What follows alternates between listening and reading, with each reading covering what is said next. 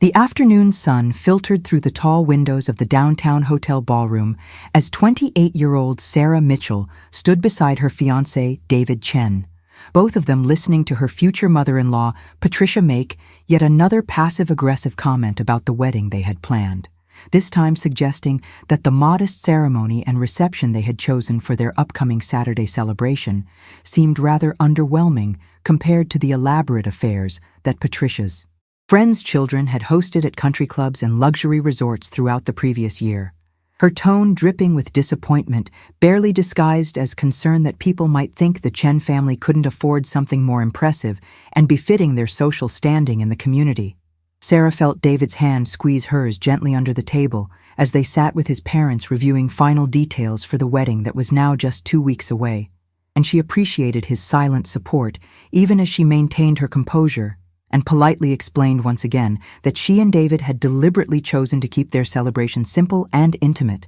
because they wanted to focus on the actual commitment they were making to each other rather than staging an expensive production designed to impress guests or meet anyone's expectations about what a proper wedding should look like based on tradition or social pressure. Hello everyone, I'm Tina, and I'm so glad you're here with me today because what I'm about to share is a story that will touch something deep in your heart about staying true to yourself even when the whole world seems to be telling you that you're doing everything wrong. Sarah's journey is going to take you through the painful experience of being judged and mocked for choosing authenticity over appearances. And if you've ever felt like you had to defend your choices to people who couldn't understand why you weren't following the expected path, this story is going to resonate with you in ways you might not expect, and maybe even help you recognize that sometimes the decisions everyone criticizes end up being the ones that lead to the most genuine happiness and fulfillment. You're definitely going to want to stay until the very end to see how this unfolds, because there are twists that will absolutely surprise you and moments that might even bring tears to your eyes. So please just take a quick second to hit that like button and subscribe, because it really helps me continue bringing you these authentic stories about real people navigating life's challenges with grace and courage that I think we all need to witness. Sarah had spent the past 6 years building a career as a registered nurse, working in the pediatric intensive care unit at Seattle's largest children's hospital, providing critical care to seriously ill children and supporting their families through some of the most terrifying and heartbreaking experiences any parent could face. Work that required not just medical expertise, but also deep empathy and the ability to remain calm and focused during emergencies when every second mattered and mistakes could have devastating consequences. Her relationship with David Chen had begun 4 years earlier when they met at a community garden where Sarah volunteered on weekends planting vegetables that would be donated to local food banks, while David was there photographing the urban farming initiative for a documentary project he was working on as a freelance filmmaker, specializing in stories about sustainability and social justice issues affecting underserved communities throughout the Pacific Northwest region. Their connection had been immediate and natural, developing through long conversations about their shared values around service and simplicity, and their mutual belief that modern consumer culture often pushed people toward materialistic excess that ultimately left them feeling empty and disconnected from what truly mattered in terms of relationships and purpose and contribution to something larger than individual success or accumulation of possessions. The courtship between Sarah and David had unfolded gradually over casual dinners at inexpensive ethnic restaurants where they could try new cuisines without spending excessive amounts of money, weekend hikes through the Cascade Mountains where they talked about their dreams of eventually buying a small piece of land where they could grow their own food and live more sustainably, and quiet evenings at Sarah's modest apartment, watching foreign films and discussing the themes and storytelling techniques that David found fascinating as someone who made his living through visual narrative. David had proposed 2 years into their relationship during a camping trip to Olympic National Park, presenting Sarah with a simple silver band he had commissioned from a local artisan who worked with recycled metals,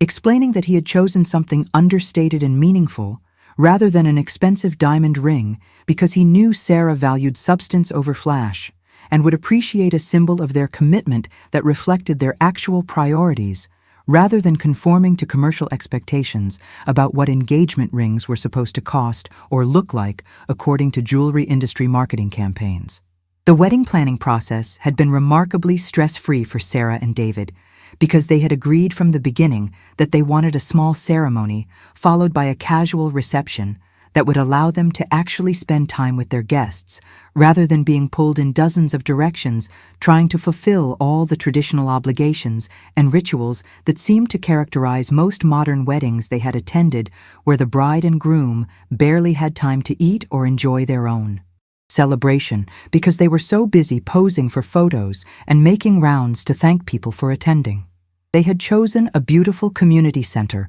with gardens overlooking Puget Sound as their venue, planning a simple ceremony officiated by Sarah's uncle, who was a retired minister, followed by a buffet-style meal catered by a local family-owned restaurant that served delicious Mediterranean food at reasonable prices. With lawn games and acoustic music provided by friends who played in a local folk band, creating an atmosphere that felt more like a relaxed backyard gathering than a formal wedding production, with assigned seating and coordinated color schemes and elaborate decorations designed to create specific aesthetic effects for photography purposes. The decision to keep their guest list small at around 75 people meant inviting only close family members and genuine friends, rather than feeling obligated to include distant relatives they barely knew, or professional acquaintances who would expect invitations simply because of social conventions about workplace relationships and reciprocal obligations based on past wedding invitations received. Sarah and David had allocated a budget of $12,000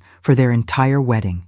a figure that represented money they had saved specifically for this purpose, rather than going into debt or accepting financial contributions from family members that might come with strings attached in terms of expectations about how the money should be spent or who should be invited, or what elements needed to be included to satisfy the preferences of whoever was providing funding. This modest budget seemed perfectly adequate to Sarah and David for creating a meaningful celebration that would bring together the people they loved most to witness and support their commitment. But it had become a source of ongoing tension with David's parents, who seemed embarrassed by what they perceived as a cheap and inadequate wedding that would reflect poorly on their family's status and financial position within their social and professional circles. Patricia Chen had been dropping hints and making suggestions about upgrading various aspects of the wedding since the moment David had announced his engagement, offering to pay for a more prestigious venue, or a professional wedding planner, or upgraded floral arrangements, or a live band instead of acoustic musicians. Suggestions that Sarah and David had politely but firmly declined, because accepting Patricia's money would inevitably mean accepting Patricia's vision for what the wedding should be, rather than maintaining control over their own celebration and ensuring it reflected their actual values and preferences. The tension had escalated during a dinner at the Chen family home 3 months before the wedding, when Patricia had invited several of her friends who had recently hosted elaborate weddings for their own children, creating a situation where Sarah and David found themselves defending their choices to a group of women who clearly believed that anyone planning a wedding for less than $50,000 was either impossibly naive about what things actually cost or simply didn't understand how to properly celebrate such an important life milestone with the dignity and elegance it deserved. The criticism that Sarah faced from Patricia and her social circle centered on multiple aspects of the wedding plan, including the casual venue instead of a hotel ballroom or country club, the buffet meal rather than plated dinner service with multiple courses, the simple invitations Sarah had designed herself and printed at a local shop instead of ordering custom letterpress stationery from a specialty vendor, the decision to skip expensive floral centerpieces in favor of potted herbs that guests could take home and plant in their own gardens, and the lack of a professional photographer in favor of asking several friends who were talented amateur photographers to capture candid moments throughout the day rather than staging formal portraits that would take hours and feel stiff and artificial. Each of these choices made perfect sense to Sarah and David as reflections of their values around sustainability, simplicity, and authentic celebration rather than performance for others. But Patricia seemed to interpret every decision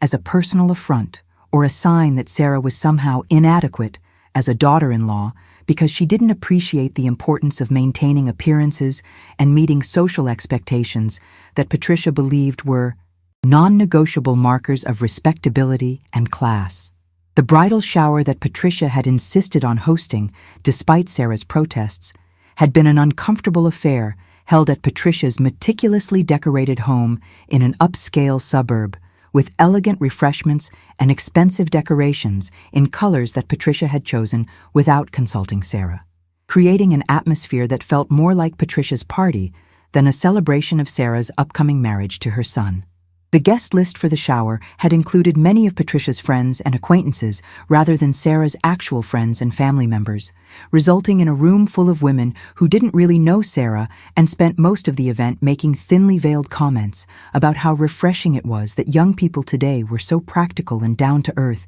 even if it meant sacrificing some of the special touches that made weddings truly memorable and magical experiences that guests would talk about for years afterward. The gifts that arrived at the shower reflected Patricia's preferences more than Sarah's actual needs, with expensive crystal serving pieces and designer linens that seemed completely at odds with the simple lifestyle Sarah and David had built together in their modest apartment, filled with second-hand furniture and practical items chosen for function rather than status or aesthetic coordination. Sarah's mother, Linda, had noticed her daughter's discomfort during the shower and had pulled her aside afterward to remind her that the wedding was about Sarah and David's commitment to each other rather than about pleasing Patricia or conforming to expectations that didn't align with their values. Encouragement that Sarah appreciated, even though she was beginning to feel worn down by the constant low-level criticism and suggestions that seemed designed to make her question whether she was making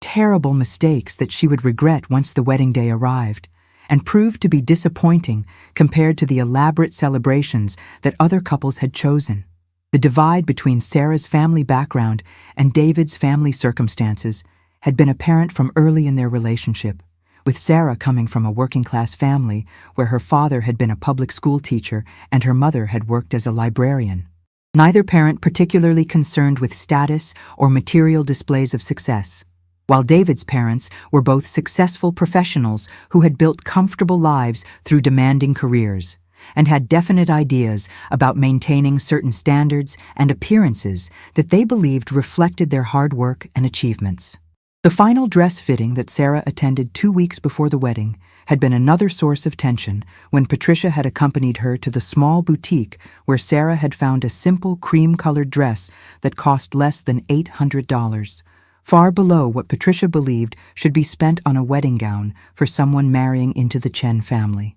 Patricia had made repeated comments about how the dress seemed rather plain, and perhaps Sarah should consider adding more embellishments or upgrading to something with more presence and formality. Suggestions that Sarah had deflected while maintaining her position that she loved the dress exactly as it was because it felt comfortable and allowed her to move naturally rather than feeling like she was wearing a costume or playing a role in some elaborate performance designed to meet other people's expectations about what brides should look like in their wedding photographs. The seamstress, making minor alterations to ensure the perfect fit, had tried to remain neutral during the exchange. But Sarah could see the sympathy in her eyes as Patricia continued offering unsolicited advice about Sarah's hair and makeup and accessories, creating a situation where what should have been a joyful moment of preparation instead felt like another battle Sarah needed to endure while protecting her vision.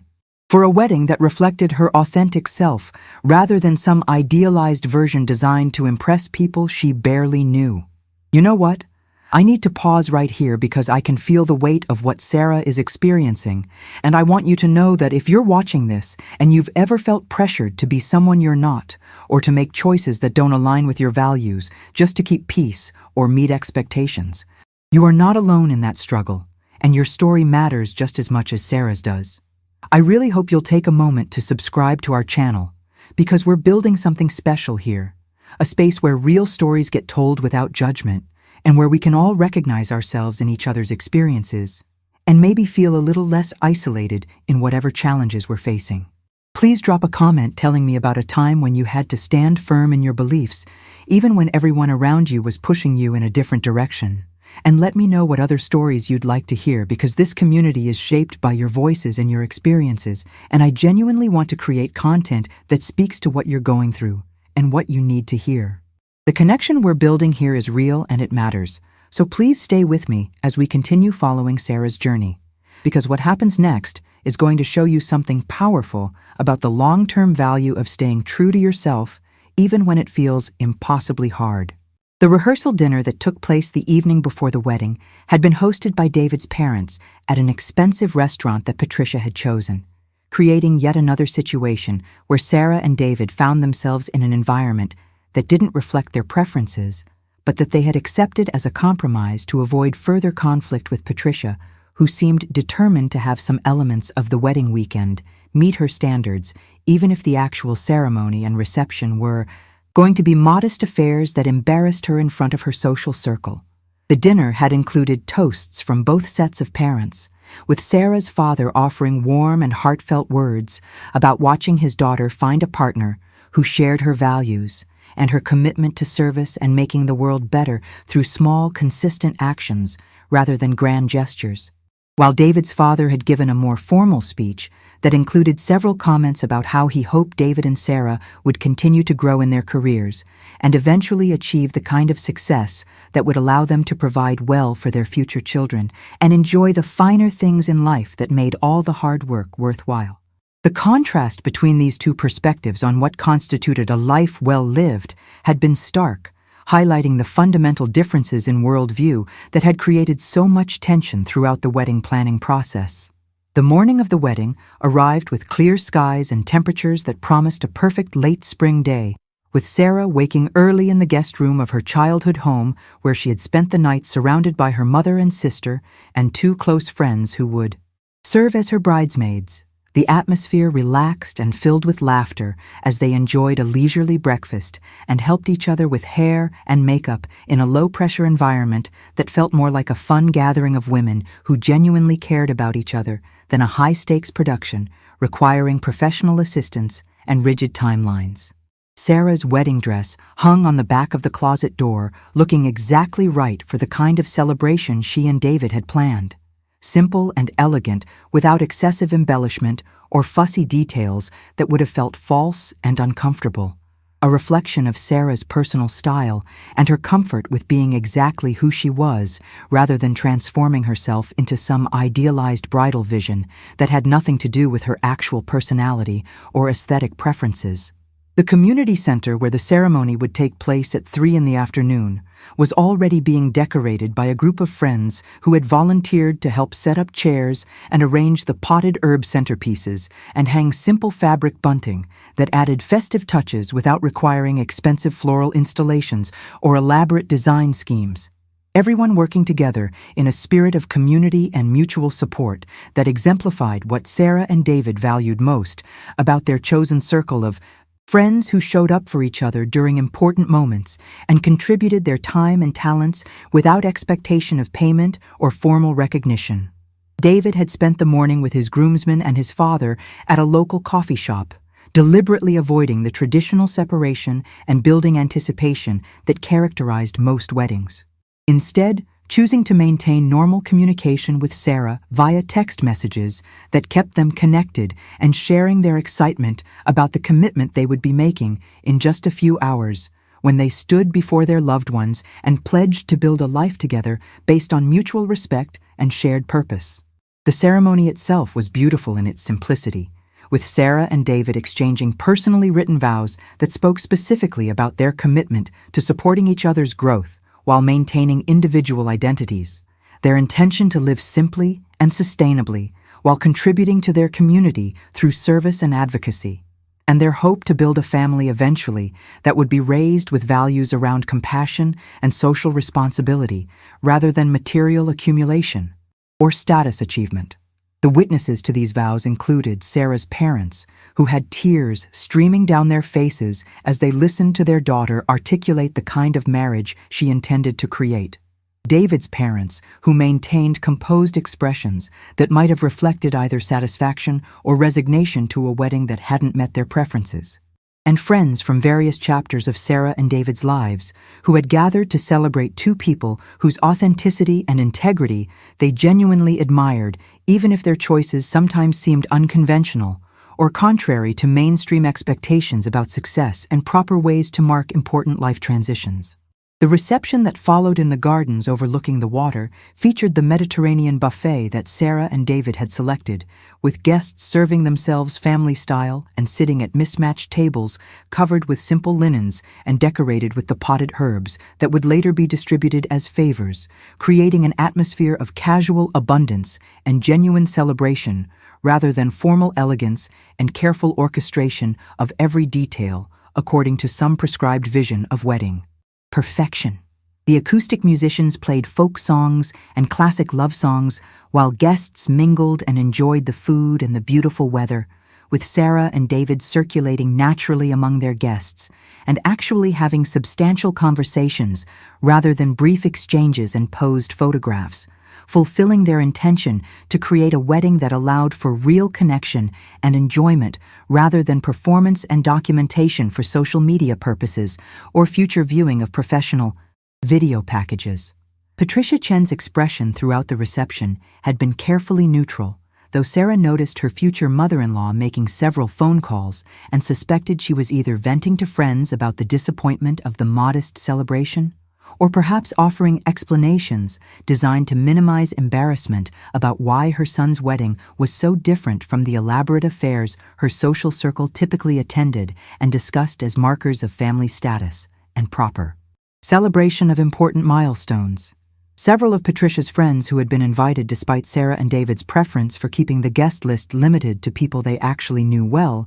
had been overheard making comments about how sweet and quaint the wedding was, using tones that made clear they considered it charmingly naive rather than genuinely impressive or worthy of serious consideration as a model for how weddings should be conducted by people with resources and sophistication. The departure at the end of the evening involved Sarah and David simply saying goodbye to their remaining guests and climbing into David's modest sedan to drive to a bed and breakfast in the San Juan Islands, where they would spend 3 quiet days before returning to work and their normal lives, having deliberately chosen a short local honeymoon rather than an expensive international trip that would have required taking extended time off work or going into debt to fund experiences that didn't align with their actual interests and financial priorities. The wedding night ended not with dramatic exits through sparklers or elaborate send-offs, but with Sarah and David holding hands in the car and discussing how perfectly the day had reflected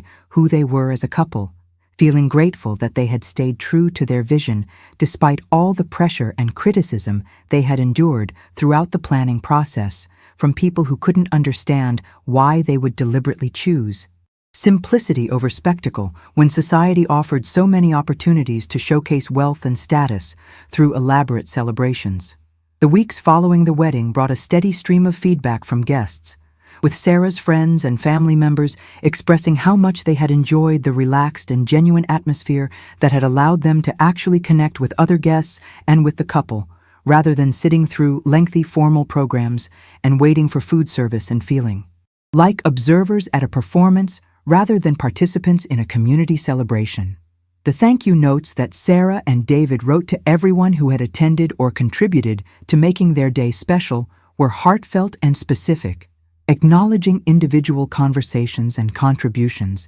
in ways that reflected their genuine appreciation rather than sending generic printed cards with their names and a stock phrase about gratitude. The photographs that friends had taken and shared captured candid moments of joy and connection rather than stiff formal portraits, creating a visual record of the day that Sarah and David both loved because it showed them and their guests as they actually were, rather than as some idealized version designed to look impressive on social media or in professionally bound albums. Patricia's response to the wedding had been conspicuously muted, with only a brief and formal thank you for including her and her husband in the celebration, notably lacking any commentary about specific elements of the day or expressions of joy about welcoming Sarah into the family. Silence that spoke volumes about her ongoing disappointment, that the wedding hadn't met her expectations or provided opportunities for her to showcase her family's status and resources through an impressive celebration that her friends would have admired and discussed. The distance that had characterized Patricia's relationship with Sarah seemed to deepen in the months following the wedding, with Patricia maintaining polite but cool interactions during occasional family gatherings and showing little interest in developing the kind of warm mother-in-law relationship that Sarah had hoped might be possible once the stress of wedding planning was behind them, and they could start fresh without the ongoing conflict about how the celebration should be conducted. The first year of Sarah and David's marriage unfolded exactly as they had hoped, with both of them continuing in their careers while also making time for the activities and relationships that brought meaning to their lives, including their volunteer work at the community garden, weekend hikes in the mountains, and regular gatherings with the close circle of friends who had supported their wedding and continued to be important parts of their chosen family and support network. The modest apartment they shared was filled with second-hand furniture and practical items that served their needs without requiring excessive spending or constant upgrading to keep up with trends or maintain appearances, creating a home environment that felt comfortable and authentic rather than curated for display or designed to impress visitors with evidence of their taste and purchasing power. The financial security that came from living below their means and avoiding the debt that many of their peers had accumulated through expensive weddings and costly lifestyle choices allowed Sarah and David to maintain flexibility in their careers and to contribute regularly to causes they cared about, demonstrating through their daily choices that their wedding philosophy about prioritizing substance over appearance extended into every area of their lives together. The news that Sarah was pregnant arrived 18 months after the wedding, bringing joy to both Sarah and David, who had been hoping to start a family and felt ready to take on the challenges and rewards of parenthood, while continuing to maintain their values around simple living and intentional choices about how they spent their time and resources. The preparations for the baby involved shopping at consignment stores for gently used baby equipment and clothing, accepting hand-me-downs from friends whose children had outgrown infant items, and setting up a modest nursery in a corner of their bedroom, rather than moving to a larger apartment that would require higher rent and potentially longer commutes to their workplaces. Practical decisions that aligned with their overall approach to life, but that would surely have been criticized by Patricia if she had known the details of how Sarah and David were preparing for their first child. The baby shower that Sarah's mother and sister hosted was small and casual, with close female friends and family members bringing practical gifts and sharing advice and stories about their own experiences with pregnancy and new motherhood, creating an atmosphere of support and community rather than competition or display of elaborate decorations and expensive gifts designed more for photographic purposes than actual utility during the demanding early months of caring for a newborn. Patricia had been invited to the shower but had declined, citing a scheduling conflict that may or may not have been genuine, continuing the pattern of emotional distance that had characterized her relationship with Sarah since the wedding that had failed to meet her expectations or provide the kind of impressive celebration she had wanted for her son's marriage. The birth of Emma Rose Chen arrived on a snowy January morning after a relatively straightforward labor and delivery,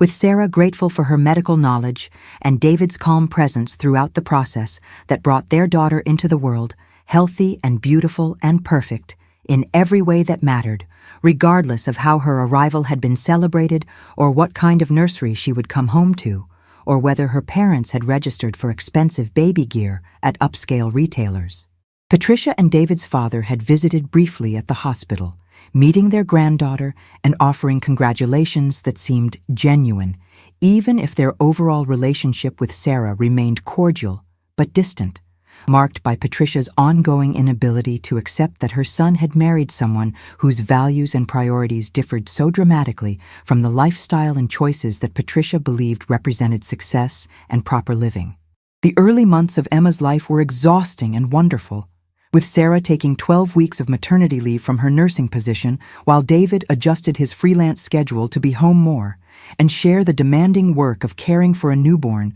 who needed constant attention and feeding and diaper changes around the clock, regardless of how little sleep her parents were getting, or how behind David was falling on his documentary projects. The support system that Sarah and David had built through years of investing in genuine friendships proved invaluable during this period, with friends bringing meals and offering to hold Emma so Sarah could shower or nap, practical assistance that meant more than any expensive gifts or elaborate gestures would have provided during those challenging early weeks when new parents are often overwhelmed and exhausted and questioning whether they have any idea what they're doing. My incredible friends, I need you to really understand what Sarah and David have been building here, because this story is about so much more than just a wedding. It's about the courage to live according to your values, even when everyone around you is telling you that you're making mistakes and missing out on what really matters. If you've been following along and feeling inspired by how Sarah has maintained her integrity and her sense of self, despite constant pressure to conform to expectations that don't align with who she really is, I would absolutely love for you to subscribe to our channel and become part of this community where we celebrate people who choose authenticity over appearance and substance over status. I genuinely want to hear from you in the comments about your own experiences with staying true to yourself when it would have been easier to just go along with what everyone expected. And please share what other stories you'd like me to bring to this amazing family we're creating together, because your input shapes everything we do here, and your voice matters more than you might realize. What happens in the next part of Sarah's story is going to show you why all those early choices mattered, and how the foundation she and David built together during those first years created something that would eventually make everyone who had criticized them begin to understand what they had been trying to build all along. So please stay with me, because you won't want to miss what comes next.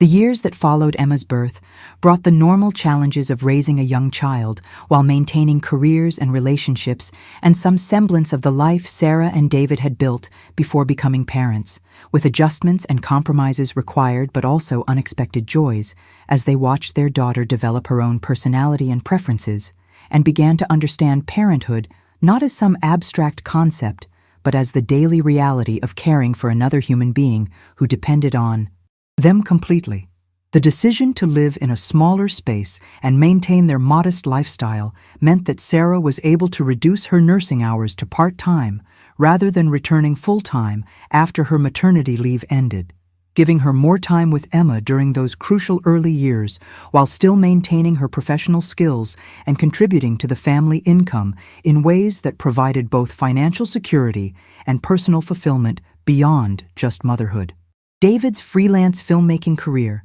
had continued to develop during these years, with his documentary work focusing increasingly on stories about sustainable communities and alternative approaches to living that aligned with his and Sarah's values about consumption and environmental responsibility and social justice. Projects that didn't generate huge income but provided enough to supplement Sarah's part-time nursing salary while also giving David a sense of purpose and creative satisfaction that he wouldn't have found working a conventional corporate job that paid better but demanded compromises to his principles and his time with his family. The choice to prioritize time over money and relationships over career advancement meant that Sarah and David's income remained modest compared to David's parents and their social circle. But it also meant they had flexibility and freedom that many higher-earning couples lacked, able to adjust their schedules to accommodate Emma's needs or take advantage of opportunities for travel or learning that would have been impossible if they were both locked into demanding full-time careers with rigid expectations about availability and commitment. The community garden where Sarah and David had first met continued to be an important part of their lives, with Emma joining them for weekend gardening sessions almost from infancy. Growing up surrounded by people of all ages and backgrounds who shared the common goal of growing healthy food and building neighborhood connections across the usual social and economic divides that characterized American life. The relationships Emma developed with elderly Vietnamese women who grew traditional herbs and vegetables, with teenage volunteers completing community service requirements, with other young families introducing their children to gardening and outdoor activities, created a diverse social world that would have been impossible in the economically segregated suburbs where Patricia lived and where she assumed her son's family should eventually aspire to relocate once they recognized the limitations of their current modest urban lifestyle. The elementary school that Emma eventually attended was a public neighborhood school that reflected Seattle's diversity in terms of race and class and family structure, with children from immigrant families and homeless families and wealthy families, all learning together in crowded classrooms with dedicated teachers who worked with limited resources to provide education that met state standards, while also nurturing the whole child rather than just focusing on test scores and academic achievement. Patricia had expressed concern when she learned that Emma would be attending this school, rather than enrolling in a private institution that could provide smaller class sizes and more individual attention and association with other families of similar background and resources. Criticism that Sarah had anticipated and deflected by explaining that she and David valued diversity and wanted Emma to grow up understanding that people from all backgrounds deserved respect and that privilege carried responsibility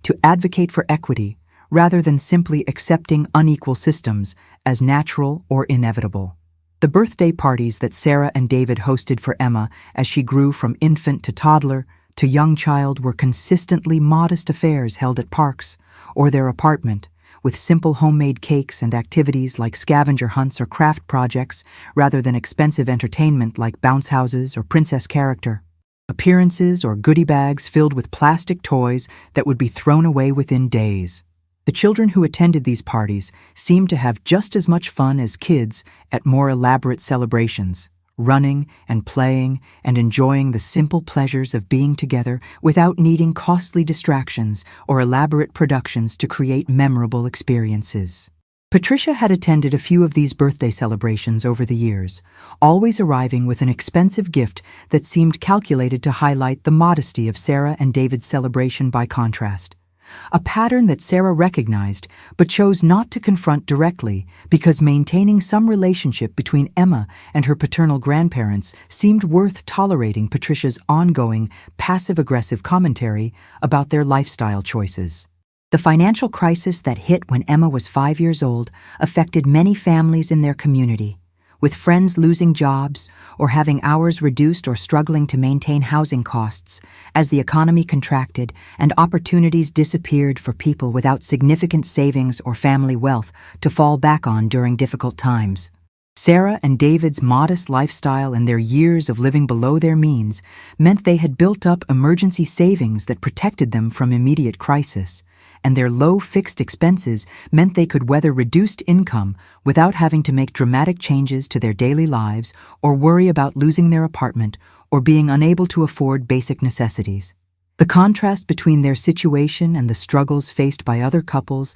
who had spent heavily on weddings and homes and cars and lifestyle expenses during the boom years became increasingly apparent, with several friends admitting that they wished they had made different choices earlier and built more cushion into their budgets instead of assuming good times would continue indefinitely, and there would always be opportunities to earn more and catch up on savings later. The volunteer work that Sarah and David had maintained throughout Emma's early childhood took on new significance during the economic downturn, with the community garden becoming even more important as a source of fresh produce for families struggling with reduced food budgets, and with Sarah's nursing skills and David's filmmaking talents being contributed to community organizations that were overwhelmed by increased demand for services with decreased funding from traditional sources. The relationships and goodwill that Sarah and David had built over years of consistent service and genuine engagement with their community meant that when they occasionally needed help themselves,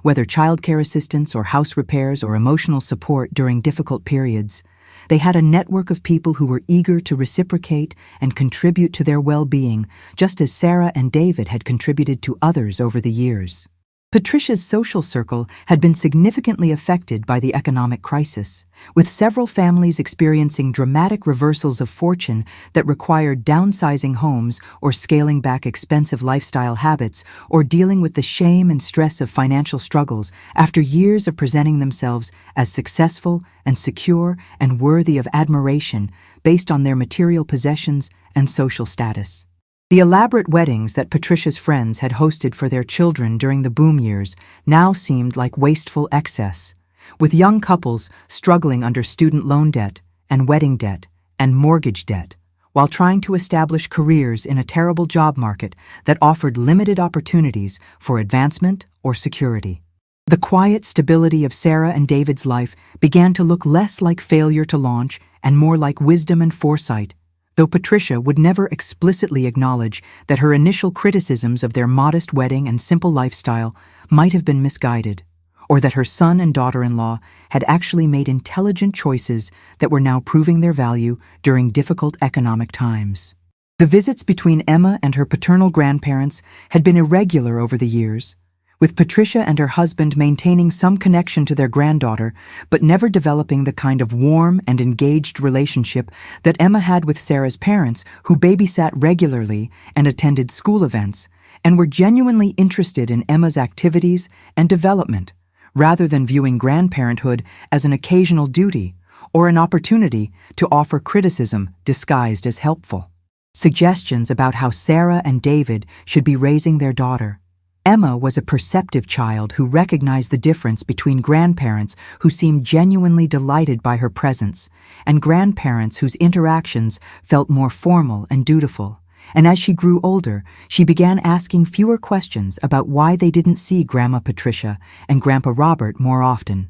Simply accepting that some family relationships were closer than others without needing detailed explanations about the tensions and disappointments that had characterized Patricia's relationship with Sarah since before Emma was even born. The decision that Sarah and David made when Emma was 7 years old to buy a small house represented a significant milestone in their life together. Though true to form, they approached home ownership with the same values and priorities that had characterized all their major decisions since getting married nearly a decade earlier. The house they purchased was a modest 2-bedroom bungalow in a diverse neighborhood that was still affordable despite Seattle's rapidly increasing housing costs, a property that needed some updating and repairs, but had good bones and a decent yard where they could expand their gardening beyond what was possible in Nee. Their community garden plot. The mortgage they took on was conservative and well within their budget, even if one of them lost income, reflecting their ongoing commitment to financial security and avoiding the temptation to stretch themselves thin to buy more house than they actually needed, or to move to a more prestigious neighborhood that would have provided better schools or more impressive addresses, but also higher costs and association with people whose values might not align with their own. The home improvement projects that Sarah and David tackled were mostly do-it-yourself efforts, with help from friends who had various skills and were happy to contribute labor in exchange for meals and Sarah and David's reciprocal assistance with their own home projects, creating a network of mutual support that saved everyone money while also building community and teaching practical skills that Emma absorbed by watching the adults in her life work together to solve problems and create beauty, without needing to hire expensive professionals for every task. The house gradually transformed through these collective efforts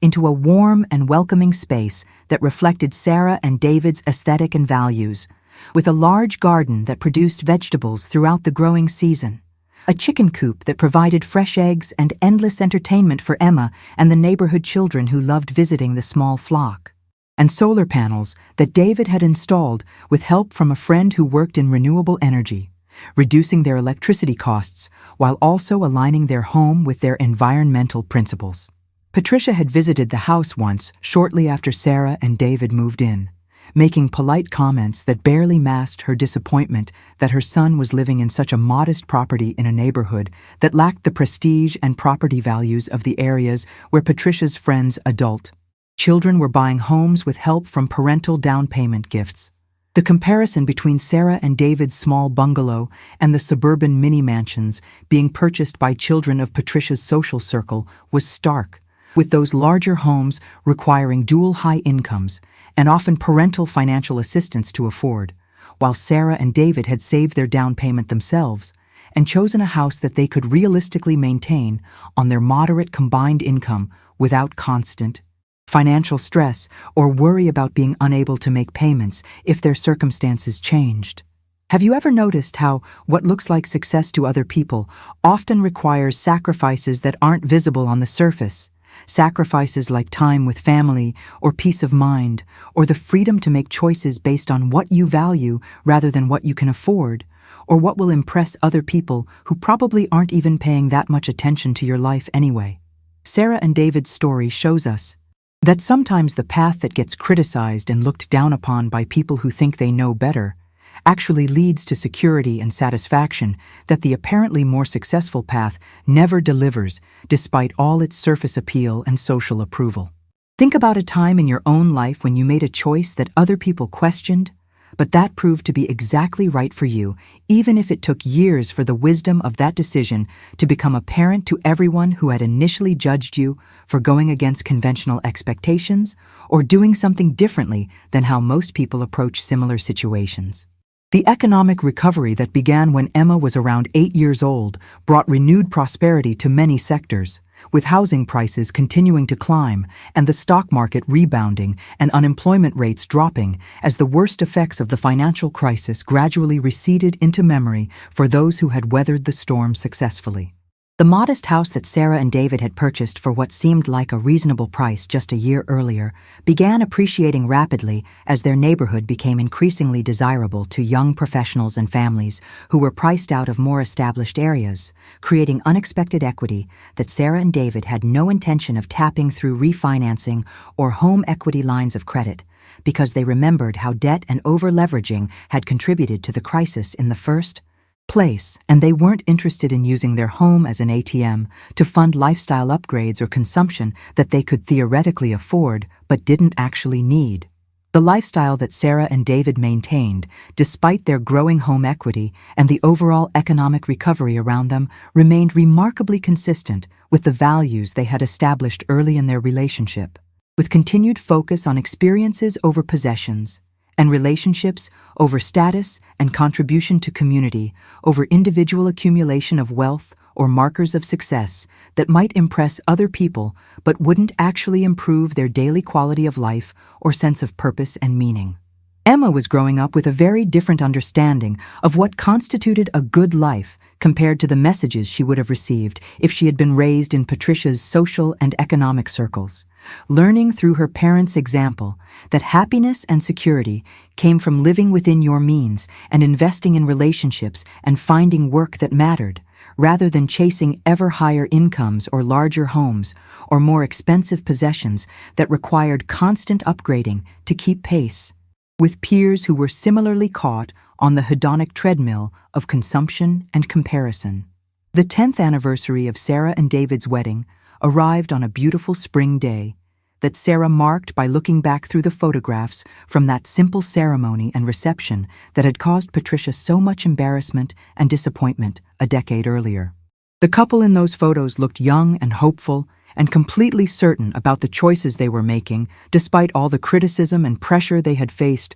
to create something more elaborate and impressive. And Sarah felt deep gratitude that she and David had trusted their instincts and stayed true to their vision, rather than succumbing to expectations that would have left them starting married life with debt and resentment, and a celebration that had been designed to please other people, rather than reflect their authentic selves and values. The marriage that Sarah and David had built over the past 10 years had been tested by normal life challenges, including financial pressures and parenting stress and career uncertainties and family tensions, but their foundation of shared values and honest communication and mutual respect had proven strong enough to support them through difficulties, while also allowing both of them to continue growing as individuals rather than feeling trapped or diminished by their commitment to each other. The anniversary celebration that Sarah and David planned was characteristically modest, with a weekend camping trip to the same area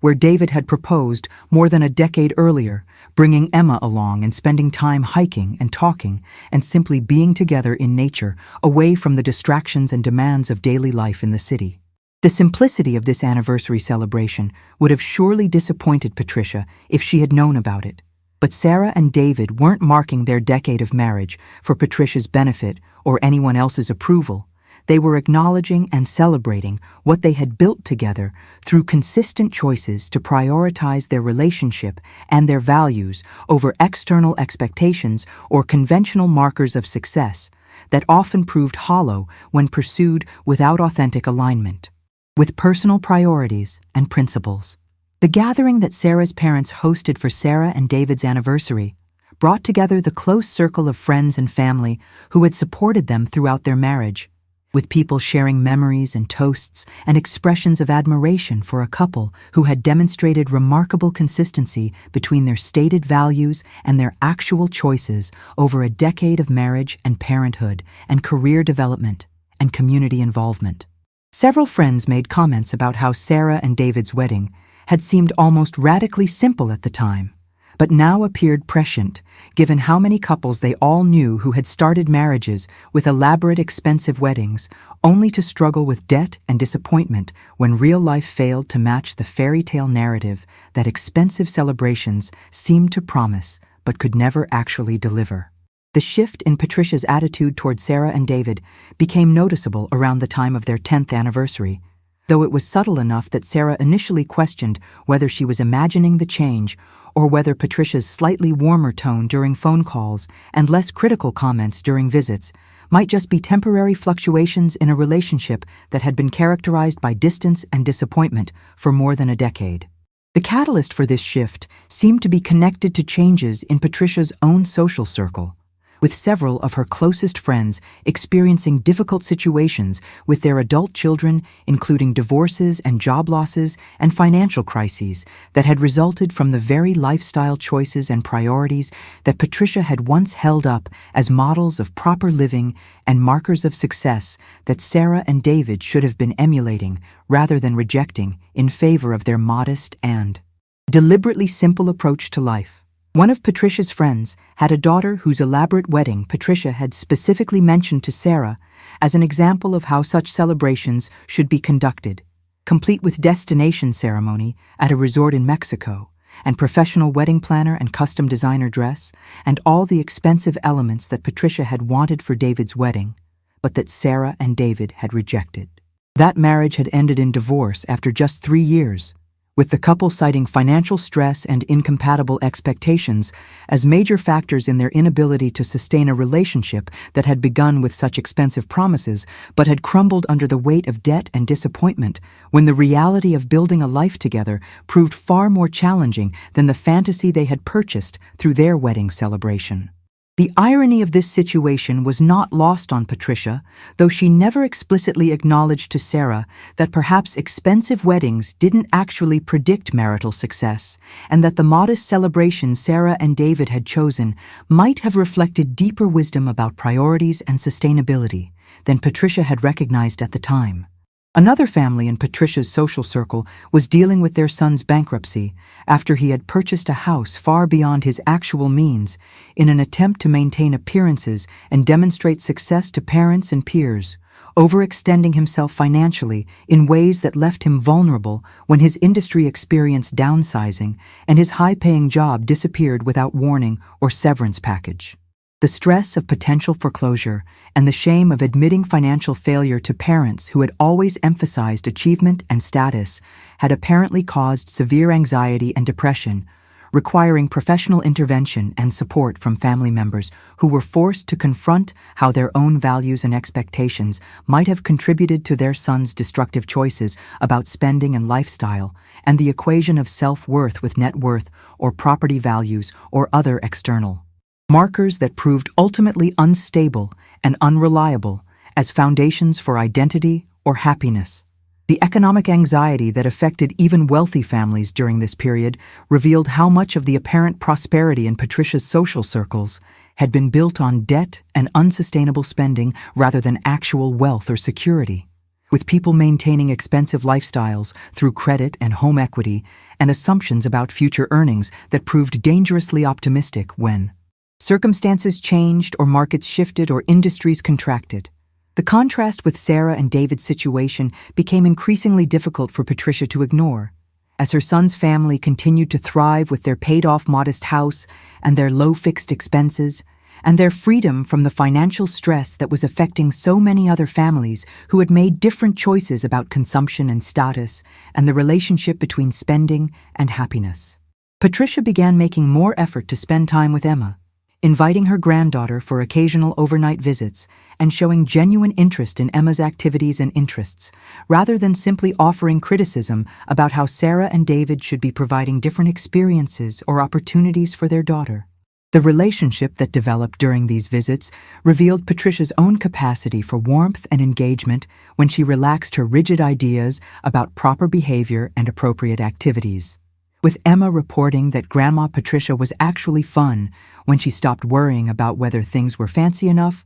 or impressive enough and just played games or baked cookies or watched movies without constantly commenting on how things could be better or more refined or more appropriate for someone of their family's position. The health crisis that struck Patricia when Emma was 10 years old brought the family together in ways that previous events had never accomplished, with Patricia requiring surgery and extended recovery period that left her temporarily dependent on others for daily tasks and medical management. Sarah's nursing background made her an obvious resource, and despite their complicated history, Sarah immediately offered to help coordinate Patricia's care and provide medical expertise that eased the family's anxiety about whether Patricia's recovery was progressing normally or whether concerning symptoms required immediate medical attention. The weeks that Sarah spent helping manage Patricia's recovery created opportunities for conversations and connection that had never existed when Patricia had been healthy and strong and able to maintain her usual emotional distance and critical stance toward Sarah's choices and lifestyle. The gratitude that Patricia expressed during her recovery was genuine and represented perhaps the first time she had truly acknowledged Sarah's competence and value as a person, rather than simply viewing her as the daughter-in-law who had failed to meet expectations or provide the kind of wedding and lifestyle that Patricia had wanted for her son. The vulnerability that comes with serious illness and dependence on others had softened something in Patricia, creating space for her to recognize qualities in Sarah that she had previously overlooked or dismissed because they didn't fit her narrow definition of what made someone worthy of respect or admiration. The compassion and skill that Sarah demonstrated while caring for Patricia during a frightening and uncomfortable period revealed character strengths that had nothing to do with expensive possessions or social status or any of the surface markers that Patricia had spent decades privileging over deeper human qualities like kindness and competence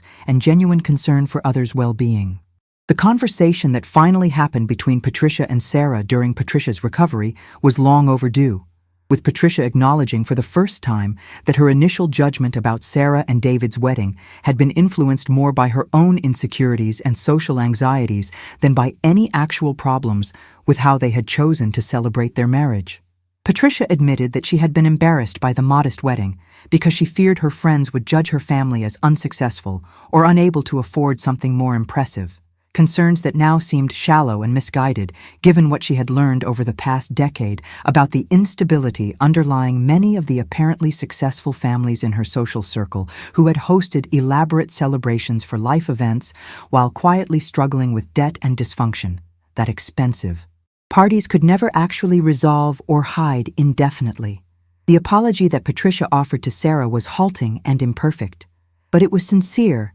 and represented significant personal growth for a woman who had spent most of her life believing that her way of understanding success and proper living was the only valid perspective and that anyone who made different choices was either naive or deliberately contrary. Patricia expressed regret about the distance that had characterized her relationship with Sarah and Emma over the years, acknowledging that her critical attitude and her inability to accept Sarah's different values had cost her opportunities to know her daughter-in-law and granddaughter more deeply, and to appreciate the stable and loving family that David had built with Sarah, despite Patricia's lack of support or encouragement during their early years together. Sarah's response to Patricia's apology was gracious and reflected the emotional maturity and capacity for forgiveness that had characterized her approach to many difficult situations throughout her life, recognizing that holding on to resentment would only hurt her own well-being and prevent any possibility of developing a better relationship with Patricia going forward. Sarah acknowledged the pain that Patricia's criticism and distance had caused over the years, but also expressed willingness to move forward without dwelling on past hurts if Patricia was genuinely interested in building a more authentic relationship based on mutual respect rather than Patricia's previous pattern of conditional acceptance, dependent on Sarah, conforming to expectations that had never aligned with her actual values or priorities. The years following Patricia's health crisis and the difficult conversation that had emerged from that experience brought gradual improvement in the relationship between Sarah and her mother-in-law, with Patricia making genuine efforts to appreciate rather than criticize the choices that Sarah and David continued to make about their lifestyle and priorities. Patricia began to see how Emma was thriving despite not having every advantage or opportunity that Patricia had once believed were essential for children's development and success. Recognizing that Emma's confidence and kindness and strong sense of self had been nurtured by parents who prioritized character over achievement and relationships over status in ways that were producing a remarkably well-adjusted and emotionally intelligent child who would likely navigate life's challenges with resilience and integrity. The family gatherings that occurred with increasing frequency as Patricia recovered her health and rebuilt her relationship with Sarah's family took on a different quality than earlier interactions, with more authentic conversation and less performance or anxiety about maintaining appearances or meeting unstated expectations about proper behavior or appropriate topics for discussion. Emma began to genuinely enjoy time with her paternal grandparents as Patricia relaxed her rigid standards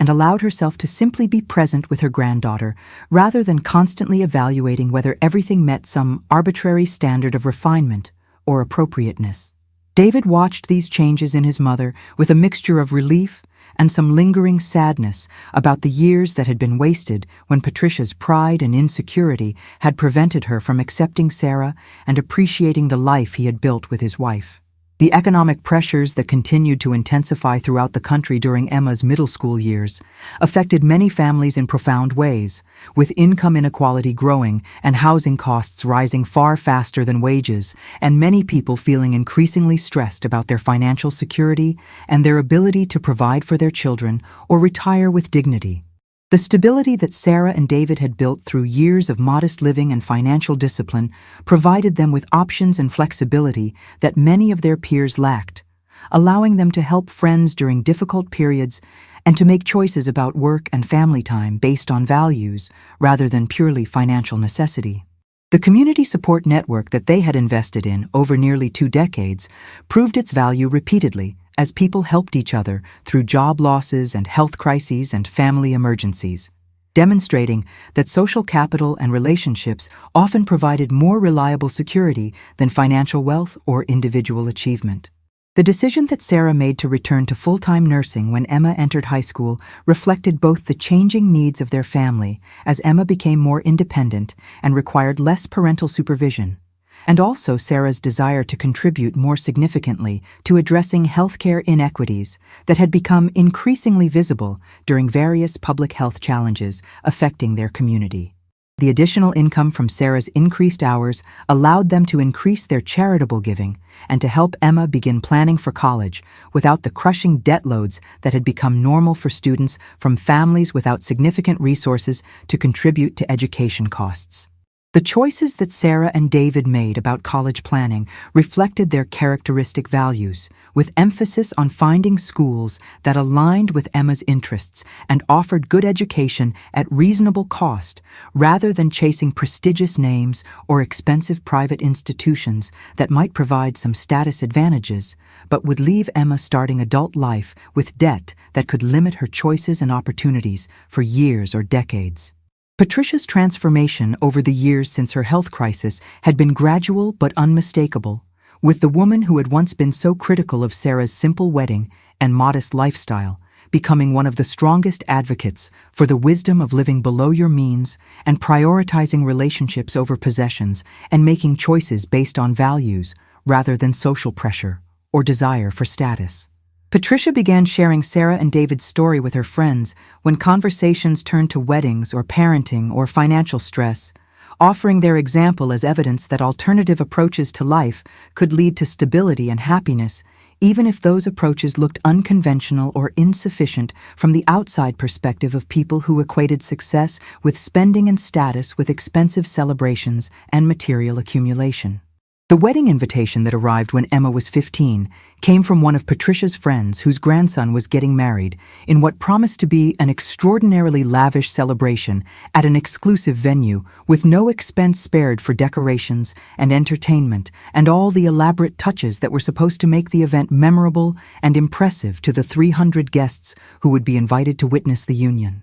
Patricia mentioned the upcoming wedding to Sarah during a family dinner and surprised everyone by commenting that she hoped the young couple had actually thought about their marriage and their values, rather than just planning an expensive party that would create memories and photographs, but wouldn't necessarily translate into the kind of stable partnership that required much more than surface romance and expensive gestures to sustain over decades of real life with its inevitable challenges and disappointments. The conversation that followed Patricia's comment revealed how much her perspective had evolved, with Patricia acknowledging that she had attended dozens of elaborate, expensive weddings over the years and had noticed absolutely no correlation between wedding budgets and marital success, with some of the most expensive celebrations leading to divorces within a few years, while other couples who had simple, modest ceremonies went on to build strong partnerships that lasted decades. Patricia specifically mentioned Sarah and David's wedding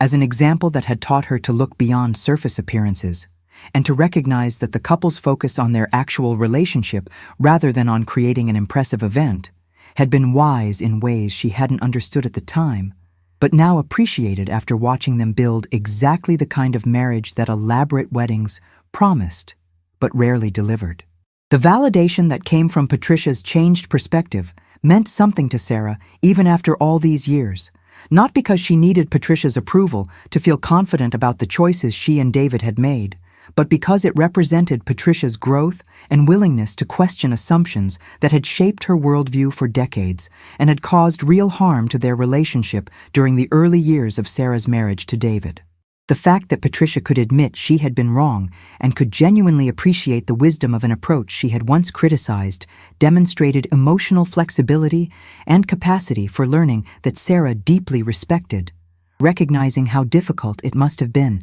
for someone of Patricia's generation and social position to acknowledge that her strongly held beliefs about proper living and appropriate celebrations had been based more on insecurity and social conformity than on actual understanding of what contributed to human happiness and relationship success. The milestone of 20 years since Sarah and David's wedding arrived during a period of particular turbulence in the broader society, with political divisions and economic anxiety and public health challenges creating stress and uncertainty that affected nearly everyone regardless of their resources or social position. The anniversary celebration that Sarah and David planned was once again characteristically modest, with a weekend away together while Emma stayed with Sarah's parents, spending time reflecting on 2 decades of partnership and discussing their hopes for the next phase of their life together as Emma prepared to leave for college, and they transitioned into a new chapter as a couple without dependent children living at home. The marriage they had built had weathered normal challenges and occasional serious conflicts, but their foundation of shared values and commitment to honest communication had proven strong enough to support them through difficulties, while also allowing them both to continue growing individually and together in ways that kept their relationship dynamic and interesting rather than stagnant or trapped in rigid roles. The party that their friends organized to celebrate Sarah and David's 20th anniversary was held at the community garden where they had first met more than 2 decades earlier, with potluck contributions and casual atmosphere and heartfelt toasts from people who had witnessed their journey from young couple facing criticism for their unconventional choices to middle-aged parents who had proven through decades of consistent living that their values and priorities had been sound all along. Patricia attended this celebration and gave a speech that brought tears to many eyes as she talked about how wrong she had been to judge Sarah and David's modest wedding and how grateful she was that they had trusted their own wisdom rather than conforming to her expectations. Acknowledging that the stable, loving family they had created and the strong marriage they had maintained for 20 years represented exactly what weddings were supposed to celebrate, even if the celebration itself had been simpler and less expensive than she had wanted at the time. The impact of Patricia's public acknowledgement of how much she had learned from Sarah and David rippled through her social circle, with several of her friends privately reaching out to Sarah afterward to express their own regret about judgments they had made or criticism they had offered about choices that had seemed unconventional or inadequate, but that had proven wise in the long run. These conversations revealed how many people had been performing success and happiness through expensive celebrations and material displays while privately struggling with debt and disappointment and relationships that looked good from the outside but were hollow or troubled underneath the surface appearances that social media and public events created. The permission that Sarah and David's example gave others to question whether they needed to keep up appearances or maintain expensive lifestyles that didn't actually bring joy or security created space for more honest conversations about values and priorities and the relationship between spending and satisfaction. The college graduation that Emma celebrated 3 years later marked another significant milestone for the family, with Emma finishing her degree in environmental science with minimal debt thanks to scholarships and part-time work and the modest financial support that Sarah and David had been able to provide without sacrificing their own financial security or retirement planning. The values that Emma had absorbed through growing up in a household that prioritized purpose over prestige and contribution over consumption shaped her career plans, with Emma choosing to work for a non-profit environmental organization rather than pursuing higher-paying corporate positions that would have provided more income but less alignment with her beliefs about making positive change in the world. The pride that Sarah and David felt watching their daughter make choices based on values rather than purely financial considerations reflected their success in raising someone who understood that money and status weren't the primary measures of a life well lived, though they also recognized that Emma's ability to make such choices rested partly on the financial stability they had created through their own disciplined approach to money management over more than 2 decades. The retirement planning that Sarah and David began in earnest as they entered their 50s revealed another benefit of their modest lifestyle and disciplined saving over decades, with retirement account balances that would allow them to maintain their quality of life without working well into old age or depending on family members for financial support. The calculations that financial advisors always emphasized about needing 70 or 80% of pre-retirement income to maintain standard of living seemed less relevant for people whose actual spending had always been far below their income capacity, with Sarah and David recognizing that they could live comfortably on even less than they currently spent if necessary, because they had never inflated their lifestyle to match income increases but had instead funneled raises and bonuses into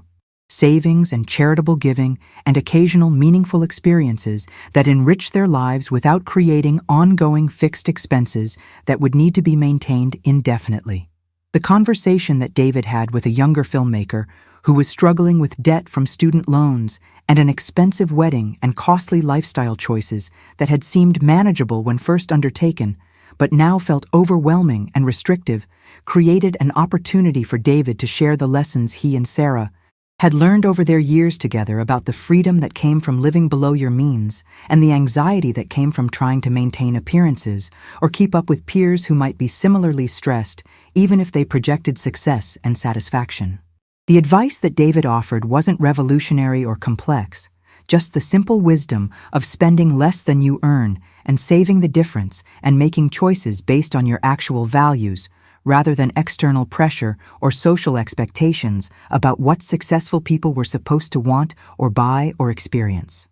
The young filmmaker listened with an expression that suggested these ideas felt both completely obvious and somehow radical in a culture that constantly pushed consumption and debt and upgrading and status purchases as the path to happiness and fulfillment. The full circle moment came when one of Patricia's friends asked Sarah for advice about her own daughter's upcoming wedding, with the mother expressing anxiety about the expense and elaborate plans, while also admitting that she wasn't sure the elaborate celebration actually reflected what the couple wanted or needed, and wondering whether there might be alternative approaches that would be more meaningful and less financially stressful for everyone involved. Sarah shared her own wedding story and the criticism she had faced from Patricia and others who couldn't understand why she would choose simplicity over spectacle, acknowledging that the modest celebration had felt vulnerable and risky at the time because it went against so many social expectations, but that 20-plus years later, she had absolutely no regrets and in fact felt grateful every time she thought about how she and David had stayed true to their values, despite pressure to conform. The wisdom that Sarah had gained through decades of living according to principles rather than appearances came through in her conversation with Patricia's friend, as she encouraged the woman to help her daughter think carefully about what actually mattered and to recognize that wedding industry marketing and social media pressures created artificial needs and expectations that had very little to do with actual marital success or happiness. Sarah suggested that the mother have honest conversations with her daughter about whether the elaborate plans genuinely reflected the couple's desires or whether they felt obligated to create a certain kind of celebration to meet family expectations or impress friends or document their lives in ways that would look good online, even if the experience itself felt stressful and performative rather than joyful and authentic. The impact of these conversations rippled outward as Patricia's friend shared Sarah's perspective with her daughter and son-in-law-to-be, ultimately resulting in significant changes to their wedding plans that reduced costs and stress while creating space for the couple to focus on what actually mattered to them about their celebration and their marriage. The bride sent Sarah a heartfelt thank you note expressing gratitude for the permission to choose differently and for the example that Sarah and David's marriage provided as evidence that modest weddings could lead to strong partnerships and that expensive celebrations guaranteed absolutely nothing about future happiness or relationship success. You know, when I think about everything Sarah and David built together over more than 2 decades of marriage, what strikes me most powerfully is how their early choices that seemed so small and even insignificant to others created compounding benefits that eventually became impossible to ignore or dismiss. The people who had mocked their simple wedding or criticized their modest lifestyle or suggested they were missing out on the good things in life had to confront the reality that Sarah and David's approach had produced exactly the kind of stability and happiness and strong relationships that everyone claimed to want, but that expensive celebrations and impressive possessions rarely delivered, despite all the promises and marketing and social pressure suggesting otherwise. The legacy that Sarah and David created wasn't just about their own marriage or their own choices, but about demonstrating through consistent living over decades that alternative approaches to life were possible and could lead to genuine satisfaction and security, even in a culture that constantly pushed consumption and competition and status-seeking as the paths to fulfillment. The young couples in their community who watched Sarah and David navigate middle age with financial security and strong relationships and meaningful work and deep connections to community had living proof that you didn't have to follow the conventional playbook to create a good life, and that sometimes the choices that brought the most criticism early on proved to be the wisest decisions in the long run, when measured by outcomes that actually mattered, like relationship quality and financial freedom and sense of purpose and contribution to something beyond individual success or accumulation. Patricia's transformation from critic to advocate represented perhaps the most powerful vindication of Sarah and David's choices, demonstrating that even people deeply invested in conventional markers of success and proper living could learn and grow and come to appreciate different values when given enough time and evidence, and when life experiences revealed the limitations and contradictions in their previous assumptions about what created happy families and successful marriages. The relationship that eventually developed between Patricia and Sarah after so many years of distance and tension showed that forgiveness and growth were possible even when wounds had been deep and patterns had been entrenched, though it required genuine humility and willingness to acknowledge mistakes and change behavior rather than just offering surface apologies while maintaining the same judgmental attitudes underneath. The advice that Sarah now found herself offering to younger people facing pressure about weddings and lifestyle choices and keeping up with peers came from a place of hard-won wisdom and practical experience rather than abstract theory or judgment about how others should live. Sarah never suggested that her way was the only right way, or that everyone should make exactly the same choices she and David had made. But she did encourage people to think carefully about their actual values and to recognize that external pressure and social expectations were poor guides for major life decisions that would have long-term consequences for financial security and relationship quality and personal satisfaction. The question that Sarah often posed to people struggling with these decisions was simple but profound. Are you making choices that reflect who you actually are and what you genuinely value? Or are you making choices designed to impress or satisfy or avoid criticism from people whose opinions shouldn't carry more weight than your own deep knowledge of what brings you peace and purpose and authentic joy? I want to thank you so much for staying with Sarah and David through their entire journey from criticized newlyweds to respected models of how to build a life based on substance rather than appearance and values rather than status. If this story has touched something in you, or made you think differently about your own choices and priorities, I would be so honored if you would stay connected with our community here because we're creating something really special, a space where authentic stories get told and where we can all learn from each other's experiences and wisdom. Please click on one of the videos appearing on your screen right now, where you'll find more powerful stories about real people who chose to live according to their own values, even when it would have been easier to just conform to what everyone expected. And I'll see you there, my friend.